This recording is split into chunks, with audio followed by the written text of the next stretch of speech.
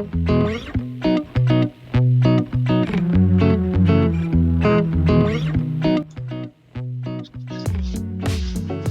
welcome, my friends, to the show that never ends. Well, it's certainly not ended yet.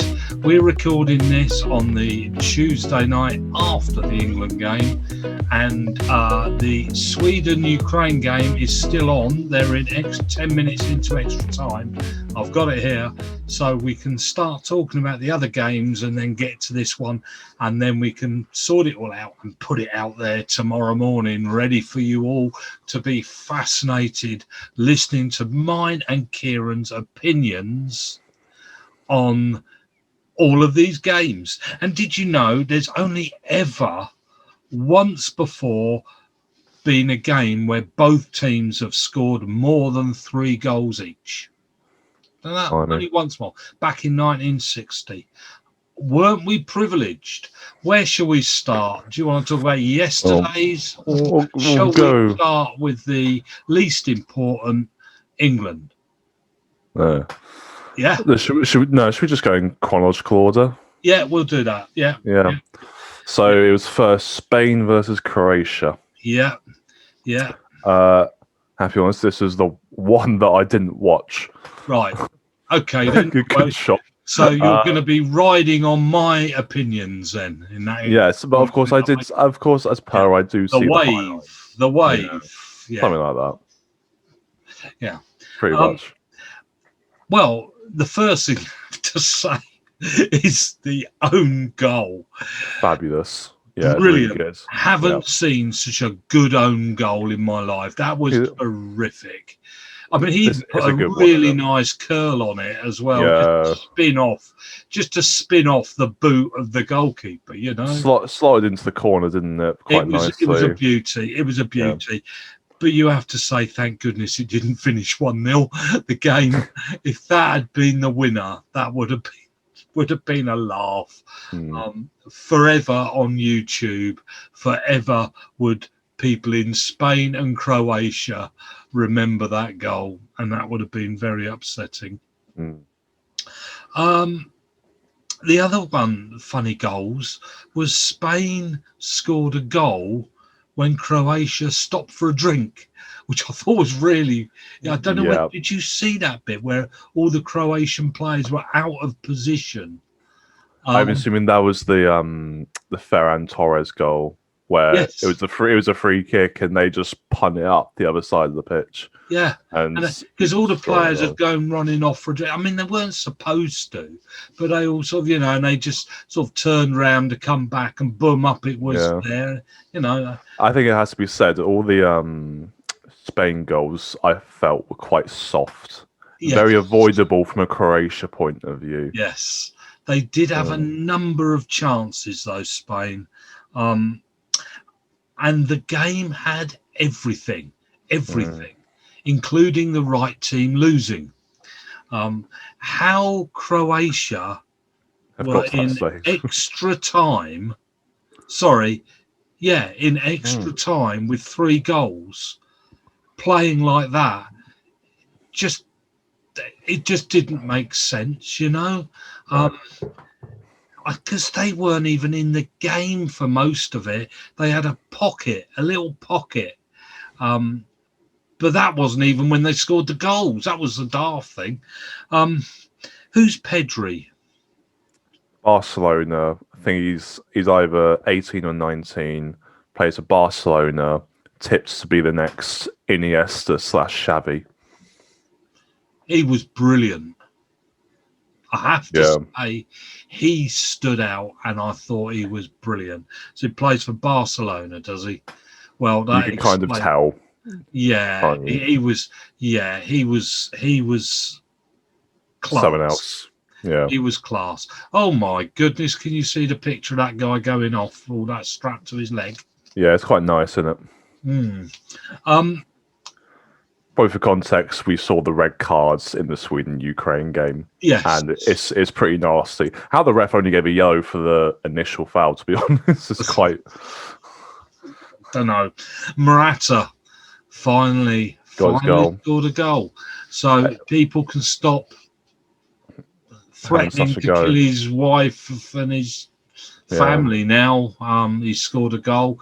They can just send sort of cards saying, well done, Yeah. in fact, rather than I'm going to kill you. That has to be said more about the goal than that. Of course, that's awful. But the goal was a typical kind of like, I'm out of form. I'm just going to absolutely whack it and see what happens, wasn't it? He did miss a few still. He did miss a few. It's this game previous, this Sweden-Ukraine game. Can I just say, it was looking really, really boring. Now it looks really exciting. Player's just been hit with a ball and he's got knocked flying. I don't know whether he's out or not. He seems okay, I think. Oh dear. Spain centre halves. So it's Laporte and Garcia, isn't it? Not a team, are they? No. Very weak. Both were Man City. Well, I don't think Garcia is anymore. But yeah, didn't get the impression that you were too safe with them. I kind of think that's a little bit more down to the goalkeeper as well. You can say about the centre backs, but the goalkeeper doesn't strike you with confidence. They do have De Gea sitting on the bench. Go on. Do you know why? Well, they probably know his history, and that his goalkeeping mistakes in La Liga this season has led to 9 goals. 9. And you've got De Gea sitting on the bench. And now 1 for the international team. Blimey. How's this guy getting the team then? I don't know. I really don't know. That's insane. He must make some incredible saves. I mean, yeah. I mean, he conceded 3 to Croatia, so he couldn't have made that many good saves, could he? And talking of that mistake, I mean, that was the 9th own goal of this tournament. Yeah, it's ridiculous, isn't it? 9th. So many. That's more than ever if you add up every tournament ever in history. That's more. It's great, isn't it? 9th own goal. Why? Is it because players can play better, so they sort of, stick a bit of spin on it and bounce on it and confuse the goalkeeper, rather than just kick it back? Do they do, smart things with it rather than? I think it's just a little bit of luck at the end of the day. I think maybe it's because international football has become a bit more defensive based, and therefore you've got more players in front of the target, and it just happened to take a nick off someone. Like the Sweden goal today, that wasn't an own goal, but it was a deflection still. Yes, it was. With all these low blocks, I suppose you're going to have more players that it could potentially hit. Maybe that's it. I don't know. Okay. Yeah, I think it's just a weird thing. I don't think there's a specific reason as to why. Right. Well, I thought that game, we would never see anything like it again. I thought that was tournament, just terrific. Spain against Croatia. And I have to say, what I loved most was seeing Croatia go. They're one of those teams that go and win this sort of competition when they don't deserve it. And then live off it for the rest of their lives. They didn't deserve to even get through this stage. No. I mean, they just weren't. They were crap. Why did they deserve to get any further? There's only so far you can be carried by Modric, isn't there? Yeah. Do you know what? I suppose that is one thing you could say about this tournament, about the teams that supposedly get carried. You've got being knocked out. Yeah. Croatia going out, Wales going out, Poland out. Portugal used to be carried by Ronaldo, I suppose. Probably not as much anymore, but they're out. So yeah, it evidently just doesn't happen for you, does it? If you've got that one amazing player. England being carried by Kane, yeah. Absolutely. We'll get to that, won't we? Realistically, it's Sterling at the moment, isn't it? Yeah. What the? Sterling. Something like that, yeah.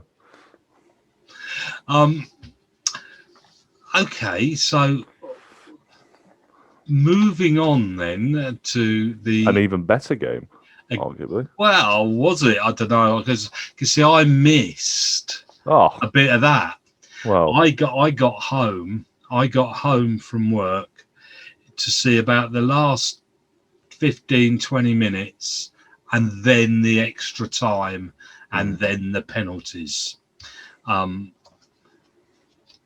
So, Kieran, hit me with your rhythm stick. Well, What? Well, it has to be said, as much as I'm not sure I want to say it, apart from his mistake that led to the third Switzerland goal, I thought Paul Pogba was probably one of the best players on the pitch. He was very, very good. His passing range was absurd, as was someone a bit less expected, Granit Xhaka for Switzerland. His passing was unreal, and his work rate in the midfield and his defending was just, you don't see that every week for Arsenal. And those two pretty much ran the game between them. It was a battle between them. Can I drop a bomb in there? And you just say Pogba's really bad. I wrote Pogba, very good. Oh. But ego and mistakes. Yeah. And I'm not very nice, maybe, but with all that dancing after his third goal, which was absolutely terrific, not the dancing, the goal, his ego was pretty big as well, almost as big as the goal, if not more. And then he produced the mistake. So they cancelled each other out. Brilliant goal. Didn't do any dances after the Switzerland goal, though, did he? That he made the mistake for. It's a brilliant goal, and then a small little mistake goes and just throws that away. Yeah. 10 seconds is roughly what he's given in other leagues and in this on the ball to produce what he does to look good. In the Premier League, he's given 3 seconds and makes mistakes. Would you say that's a fair comment?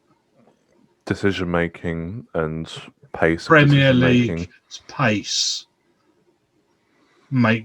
takes away his skill, his quality.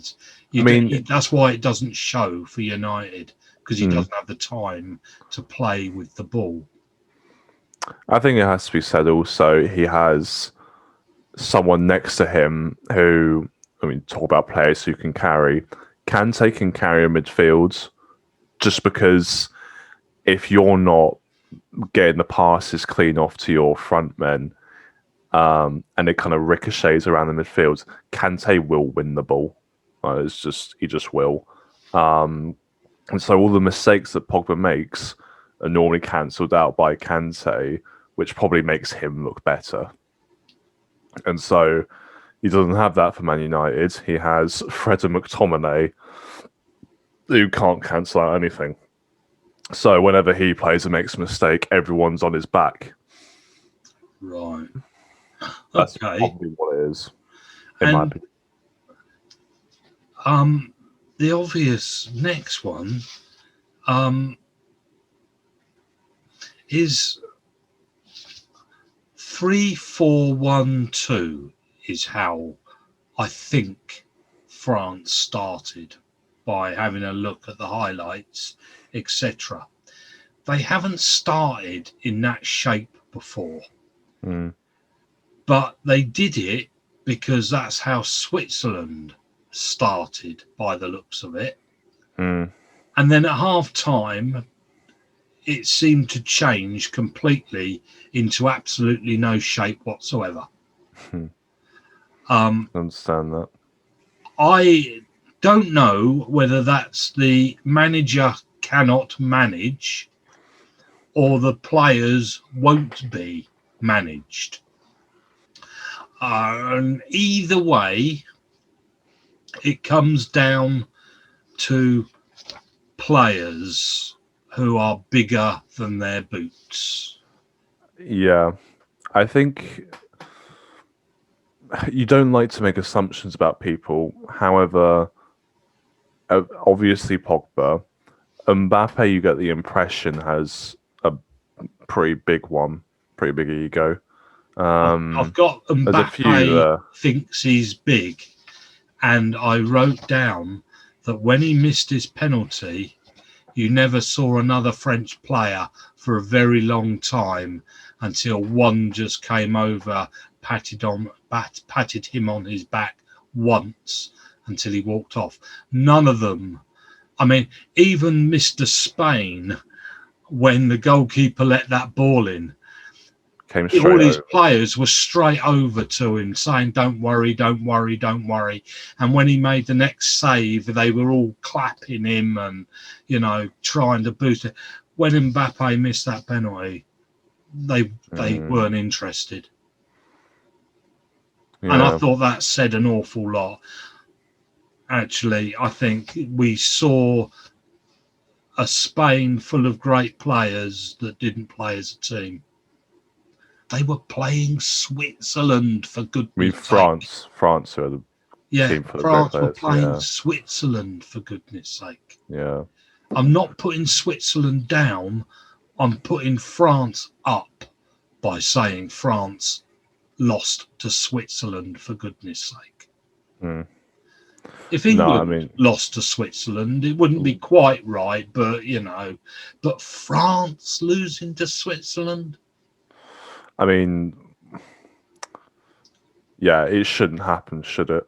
They have no reason to lose to Switzerland. If you're mentally on top of your game and you just need to get the job done, they easily could have done. You're 3-1 up with 10 minutes to go. You can close that game out so easily. You're France. You're the world champions. It doesn't matter who you're playing, does it? No, it shouldn't really. Switzerland's should feel very intimidated at that point and feel very deflated because they've got 10 minutes to score 2 against the world champions. It shouldn't happen. And somehow, maybe because of their egos and maybe because of lack of concentration, France have just completely bowled it. And talk about Mbappe, not been a good tournament for him, has it? Whatsoever. Hasn't scored. No. Hasn't scored a goal. And particularly against Switzerland, didn't get a kick. No. Apart from his one big chance that who knows why he let it run across his body and put it into the side netting in extra with his time. Left foot. Yeah. Yeah. It's just like you just take it with your right foot and you put it in the far corner. Is he left or right-footed? He's right-footed. Oh, really? Yeah. Oh, right.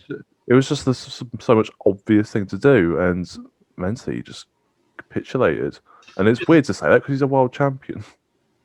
Do you think he was nervous? He looked it for some reason. Maybe because in 2018 in the World Cup, people weren't like he was good and everyone knew he could be a thing, but oh my words, Ukraine just missed a sitter, by the way. People knew he could be a very good thing and he had no fear.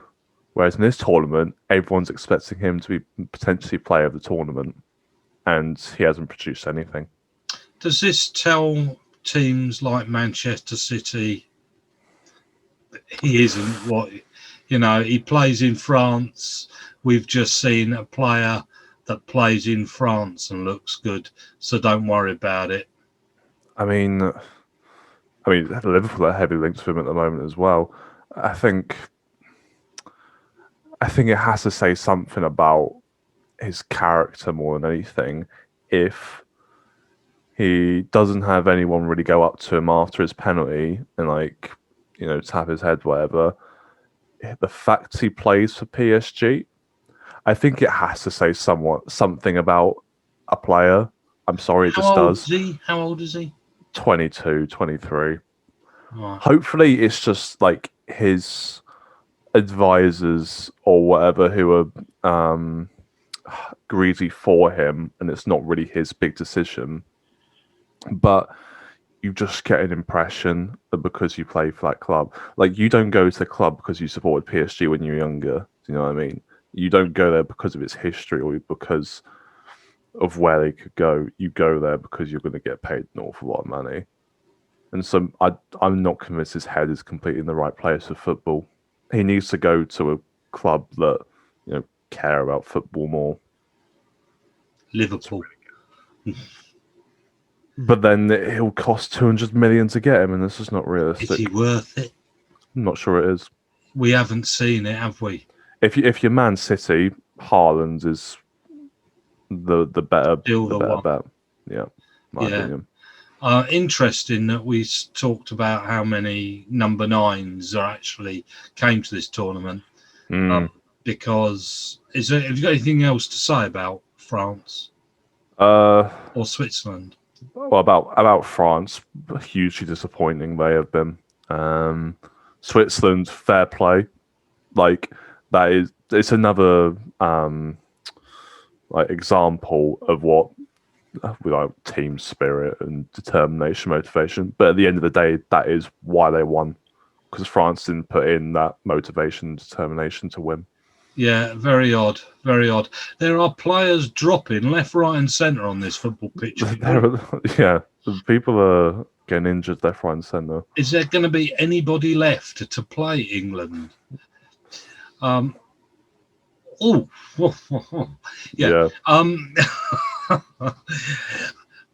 Spain versus Switzerland. Then we're certainly looking for what, a 6-4 from something like that. Would be nice, wouldn't it? Yeah. Centre forwards don't seem to have many. Even of the so-called good ones don't seem to have turned up. No one's scored that many realistically. I mean, Ronaldo's still golden boot. Ronaldo had his penalties and his 5. Forsberg for Sweden is second. Yeah, he's got 4. Yeah, I know. And he's an attacking midfielder. Well, you have to say Sterling looks favourite. Sterling's up there, yeah. Okay, we'll come to Sweden-Ukraine last because it is still going on for about the next 7 minutes and possibly penalties. You know that, we don't yet. Worse if either team have got 11 players to kick the ball. Looking at the way they're dropping, don't see that myself. I don't know where they get all that ice from. There's a lot of ice being taken out onto that football pitch. Yeah. England, Germany. England. Gareth did what we told him to do. He did, didn't he? He did. Had to, didn't he? That was everybody was saying it. Should he have done it earlier in a different game? I think it would have been nice. It would have been. Yeah. And next question. Okay, it is the biggest question of the lot. Does Kane play in the next game or not? You know what? He's had 4 chances. And let's be frank about this. Everybody's, he scored. No, he scored a consolation goal for him. We would have won anyway. Okay. And he scored in the last 5 minutes, and it was the only thing he did. Yeah. Can you carry a player for 3 games and 85 minutes to score a goal when you would have won anyway? I think you have to ask, what is it he's bringing to the team?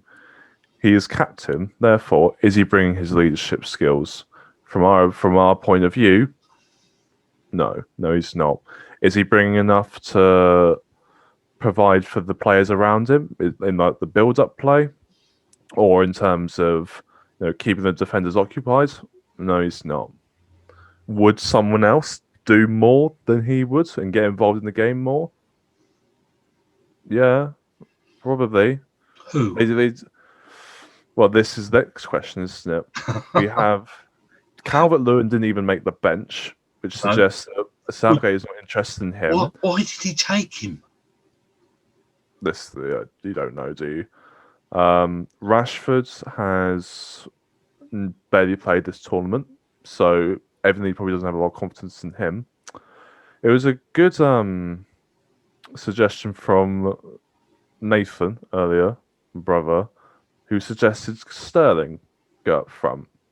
I think that's an interesting suggestion. Or He does anyway, doesn't he? Well, pretty much. That's his goal. Sterling was where Kane should have been. Well, all three of Sterling's goals. Yeah, have been in the centre, in front of the goal. Yeah. Where Kane should be. Yeah, you're not wrong. No, you're not wrong. And maybe you keep Sterling on the wing, but Man City this season barely play with a striker. You got Foden in the middle. Is that why Sterling is playing as he is? Because that's what he does for Manchester City. You can assume it's going to be, yeah. And, it is, isn't it? I mean, at the moment, it is kind of carrying us through this tournament. Like, we've needed him to do that. Otherwise, which for me, which is mad, isn't it? Is a bit awkward because I never would have had him in the team in the first place. Well, this is it, isn't it? We've slated Sterling. I mean, even after 2 goals, we said he shouldn't start the next game, and yet here he is. And his performance today, he was really good. He was good. Yeah, I'll take that. I'll first half, him and Saka were our attacking threats. Saying that they were our attacking threats. How many defensive players or defensive-minded players does Southgate want to start in the game? Like flipping egg. Everyone must have looked at that team sheet and thought, oh, like you have your 5 actual defenders, you have your goalkeeper, and then you have Phillips and Rice in front, and you're like, oh.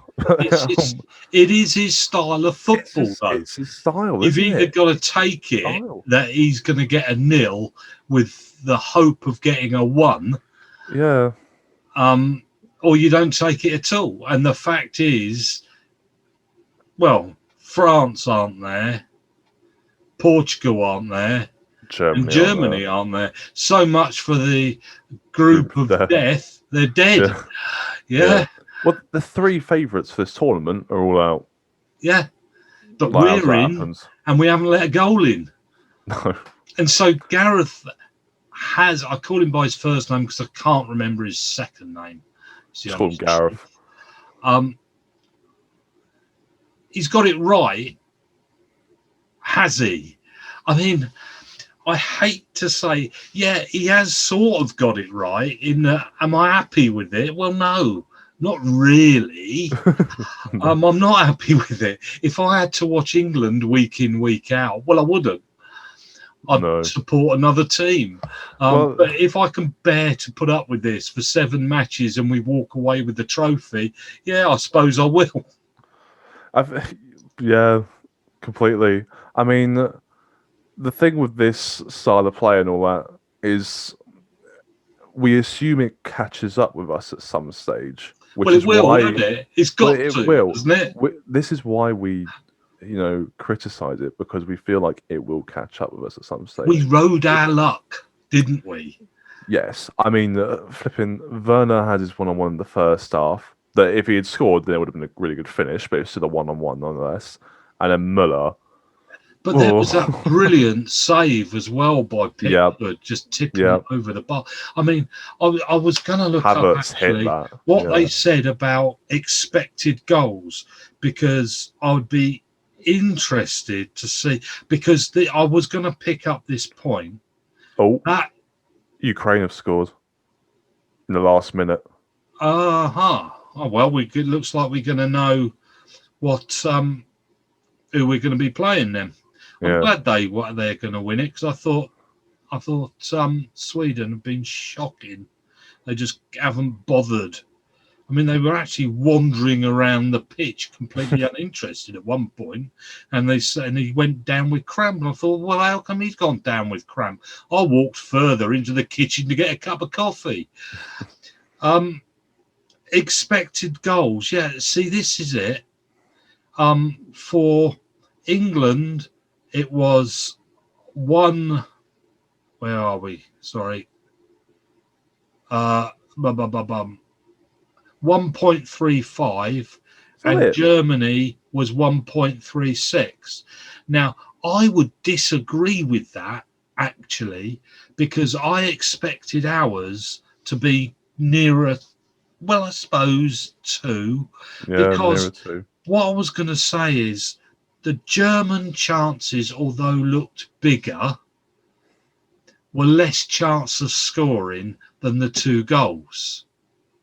Because Yeah, the 2 goals, they just had to were poke it in the end. tapping. They're standing in front of a goal about 2 yards away. One he has to put his head on it, and the other one he has to tap in. Yep. Whereas Germany's, one was a run with a goalkeeper standing there that was going to block the space. Another one was Werner, not hoping hell of him scoring a goal. and the other one was a tip over the bar, where again you've got a goalkeeper ready to save it. Whereas England's were as good as tap-ins. Soon as they're there, they're goals. And that's what he's after, isn't it? Isn't that what old Mr. Gareth Southgate, I'll remember his surname there. Yeah. That's what he does, isn't it? Pretty much. I mean, what I quite enjoyed was that the same 4 players were involved in each goal. You obviously had Grealish, Kane, and Sterling, and then you had Luke Shaw, who was involved in both goals. You know, what was he doing there? But yeah, I guess you can say that our chances were well created. You don't necessarily get into those positions on the wing to be able to cross in and striker taps it in. Whereas they literally had 2 one-on-ones where, I mean, one of them they definitely should have scored. Yeah. Like, Muller, I don't know how he's put that wide. And then Werner, I'd be disappointed if he did score. The Havertz one was a great shot. So, yeah, I mean, going off of that, we should really win 2-1 anyway. Yeah. Going off the individual chances, obviously, it does change in the game if it goes to 1-1 and all that sort of thing. But I really liked how well worked our goals were as well. Yeah. They're really nice. Okay, so in the end, do you drop Kane?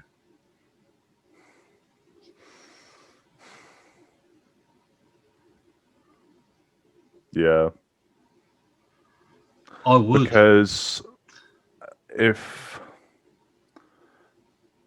you drop him, there'll be a player who will either create or cause the defence a bit of disruption. Kane hasn't done that at all, and his leadership skills have not been shown in the games either. I'd put Foden in there. Yeah, I agree. Because he links up with Sterling game in, game out for when they do both play for City. They're he's not the same as Grealish. He's a different player. Yeah. And I think he'd be more suitable that you have the 3 across the top of Saka and Foden. You'd keep Saka, would you? Yeah, for the first half. And then turn it upside down and bring Grealish on for second halves. Mm. I would actually give them a 50-50. Fair enough. So something completely different. Yeah, pace. You've got the pace on the pitch. You've got the skill on the pitch, and you've got your centre forward of one of them to stick it in the net as well. It wouldn't be Saka. Saka wouldn't do that. Grealish might. But Sterling and Foden would get in the middle, both of them, wouldn't they? Yeah. They'd do that. But you can imagine him getting far more. I mean, you watched him wander around the pitch, and he was just standing next to German players, and they're saying, "Feed him the ball." He never won a header. That was actually the thing that got me today. Was you can understand when players don't go for headers if you are Bukayo Saka and you're up against a defender who's much taller than you, like a Rudiger. Then obviously he's not going to win the header, and you're just trying to put him off. Then I can understand that. But you're Harry Kane, and you're at least 6 foot. I think you're 6'1". He is tall. He is tall. He can win the header. Why isn't he winning these? And I watched very carefully. His feet didn't leave the ground for half of them. No. He didn't even try. It just presumed he hadn't won it, and Yeah. before he just sort of fell over in the hope that he'd get a free kick or something. I don't understand. There's something not right there, and I do think there is something not right. And we've carried Harry Kane for 4 games. We've got to stop that before we lose.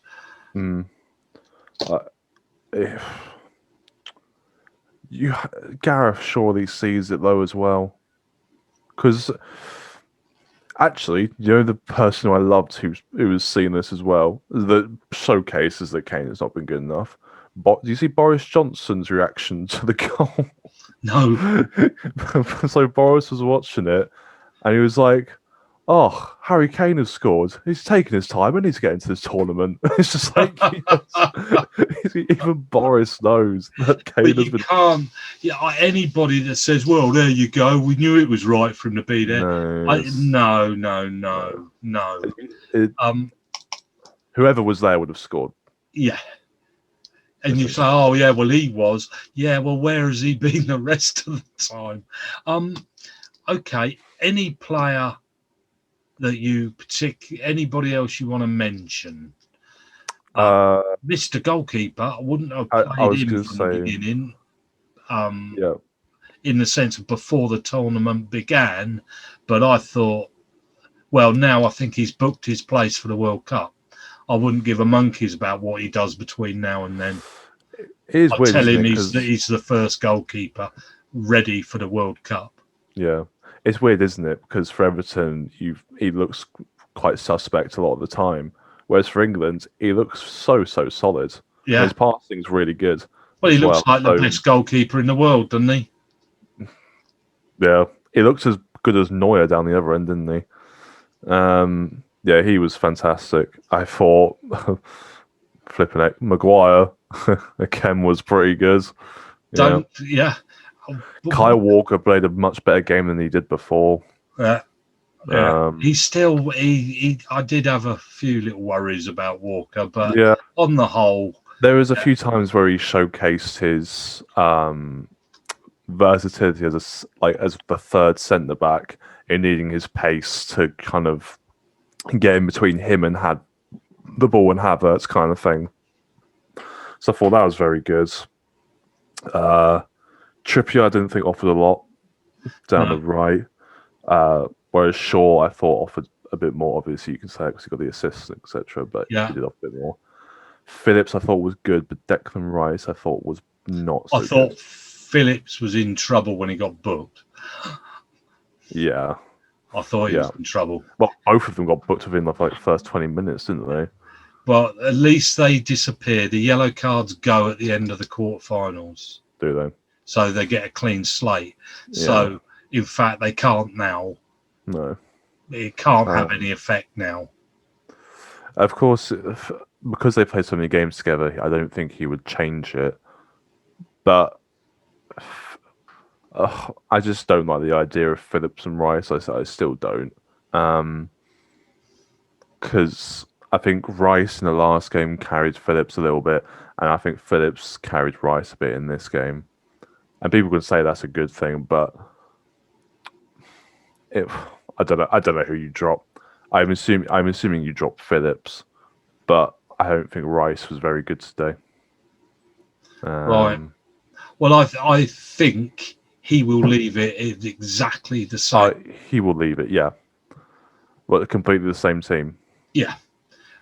I think if he's going to play that back three, which I hope like mad he does, then yeah, because we are playing Ukraine.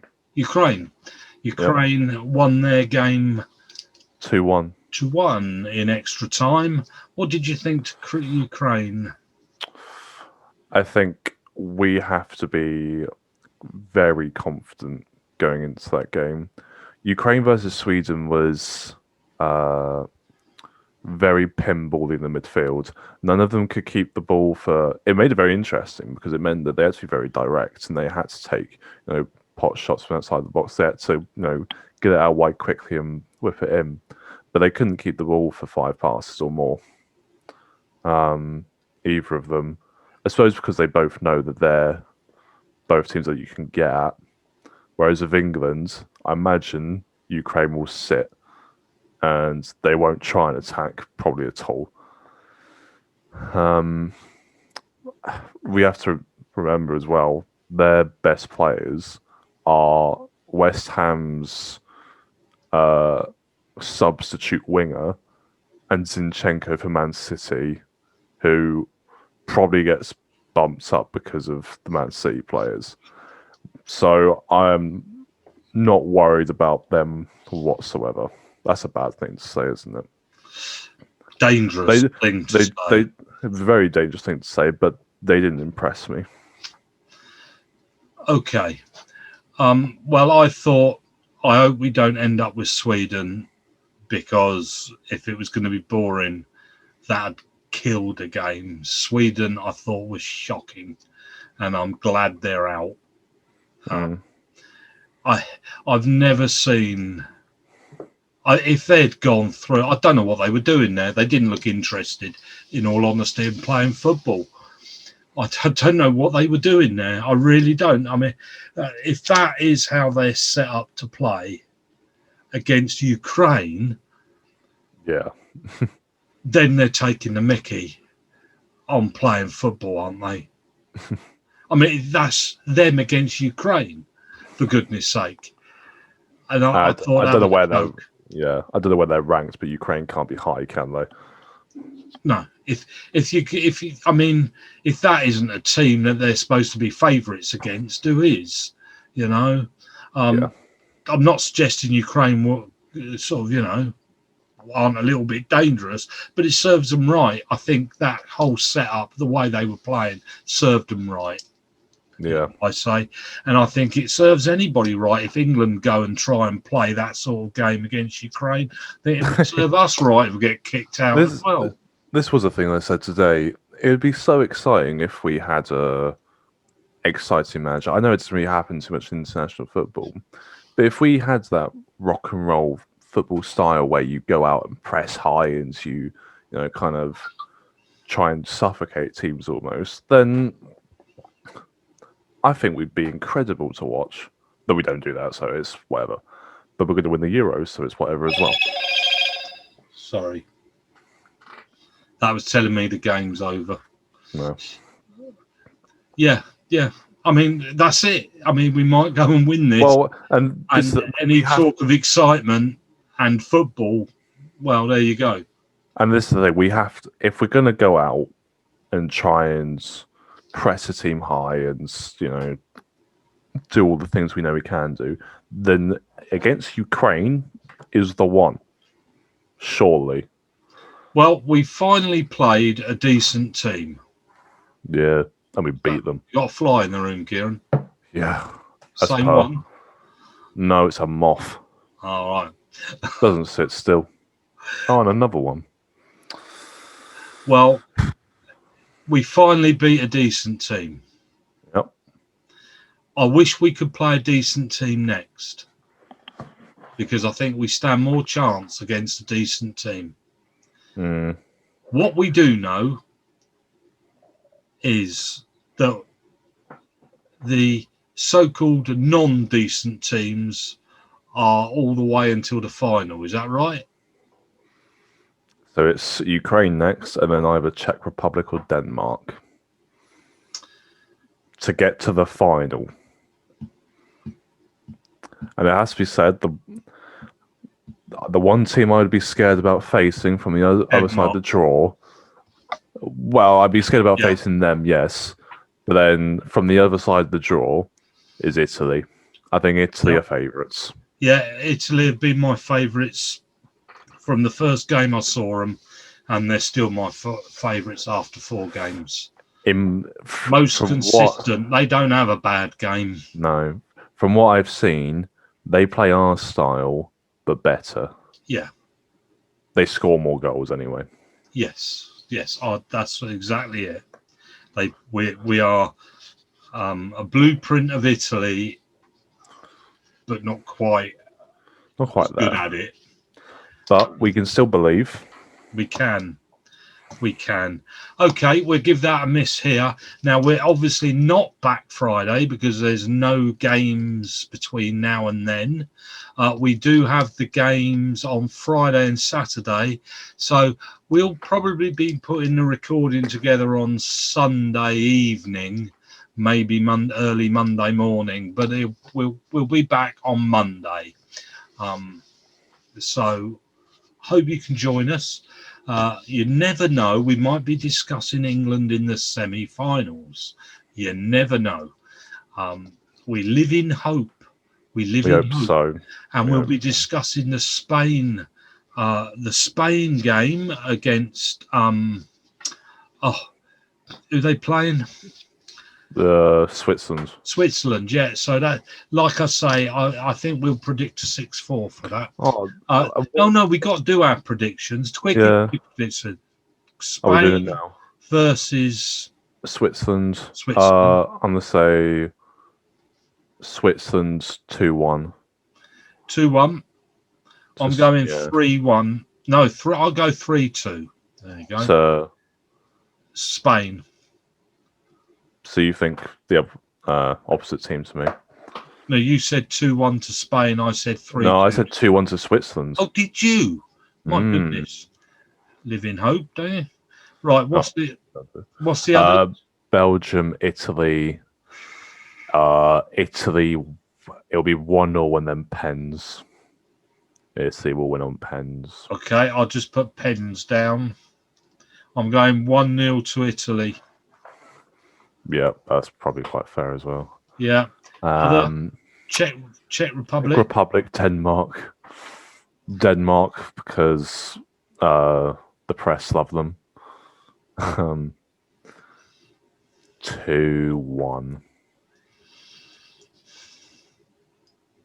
I'm going 1-0 to Czech Republic. Really? Yeah. It's about time Denmark got their lot. Yeah. And actually showed what they really are. And England. Ukraine. We both risked going for England in this one, and it did pay off. So I'm going to say 2-0. Would be a miracle if we score 3. Okay, 3-0. There you go. And with that, stop watching your moth, Kieran. I'm sorry. And with that, we'll finish there, and we'll see you next Monday. Thank you very much.